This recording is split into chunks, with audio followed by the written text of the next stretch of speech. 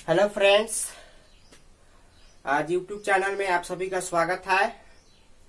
संख्या पढ़ती के भाग 5 में कुछ प्रश्न बताएंगे और वह प्रश्न है किसी भी परिमेय और अपरिमेय संख्याओं का योगफल अपरिमेय संख्या कैसे होता है, या किसी भी परिमेय और अपरिमेय संख्याओं का अंतर अपरिमेय संख्या कैसे होता है। तो उसको तरह का क्वेश्चन बताएंगे।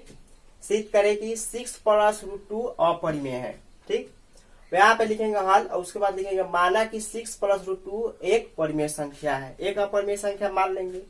फिर यहाँ लिखेंगे यानी 6 प्लस रूट 2 बराबर P by Q, Q not equal to 0, Q 0 के बराबर नहीं है।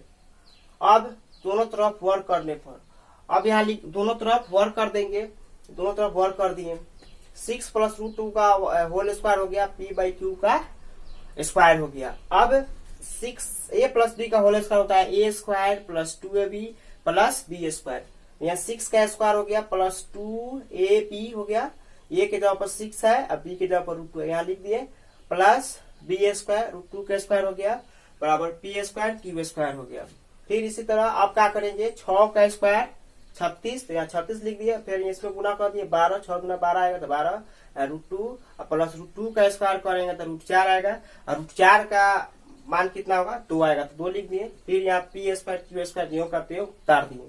फिर 36 और 2 ऐड कर दिए तो 38 आया प्लस 12 रूट 2 यहाँ लिख दिए बराबर पी स्क्वायर क्यू स्क्वायर जो करते हो उतार दिए। अब यहाँ देख रहा है रूट 2 जो है अपरिमेय संख्या है, तो यहाँ लिखेंगे चूंकि रूट 2 एक अपरिमेय संख्या है, इसलिए 12 रूट 2 भी एक अपरिमेय संख्या है, क्योंकि 12 जो है रूट 2 के गुना में है, इसलिए 12 रूट 2 भी एक अपरिमेय संख्या है। फिर इसी तरह 38 प्लस 12 रूट 2 भी एक अपरिमेय संख्या है। अब लिखेंगे अतः 6 प्लस रूट 2 एक परिमेय संख्या नहीं बल्कि अपरिमेय संख्या है। तो इसी तरह और क्वेश्चन आएगा तो ऐसे ही बना लेंगे। ये है योगफल वाला है, यदि अंतर वाला रहेगा मतलब घात भी यहाँ पे माइनस रहता है तो हम इसको ऐसे ही बनाएंगे। अब अगला है परिमेय संख्या के दशमलव प्रसार शांत या अशांत आवर्ती जानने का नियम।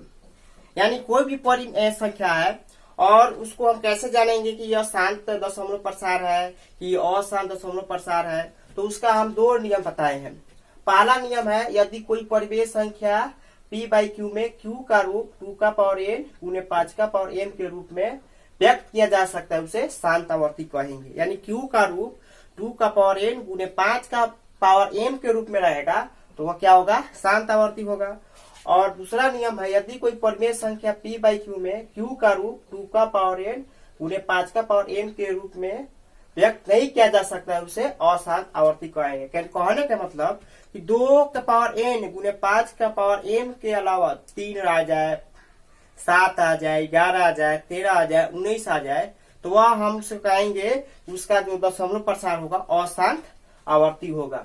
और उस पर एक क्वेश्चन है, जैसे क्वेश्चन नंबर 1 में है 0.284, इसको बताना है कि ये जो दशमलव प्रसार है शांत है कि अशांत है। तो यहाँ क्या करेंगे, इसको हम p बाई क्यू के रूप में बदल देंगे। तो यहाँ बदले तो यहाँ नीचे 1000 आया। ठीक, अब 1000 का यहाँ भाग में खंड कर दिए, तो यहाँ अभाग में खंड यहाँ ये तो कितना आया, 2 से भाग लाए 1500 आया, 2 से भाग लाया 250 आया, 2 से भाग लाया 125 आया, 5 से भाग लगाया 125 में तो 25 आया, फिर 5 से 25 से भाग लाया तो 5 आया, फिर 5 से भाग लाया 1 आया। यहाँ देख रहे हैं कि जो है 3 गो 2 आया है और 3 गो 5 आया है, तो यहाँ क्या लिख देंगे q का जो रूप है 2 के पावर q में हो जाएगा और 5 के पावर q में हो जाएगा। अब यहाँ बताए हैं कि 2 का पावर n और 5 के पावर m के रूप में रहेगा, तो वह क्या हो जाएगा, शांत दशमलव प्रसार में हो जाएगा।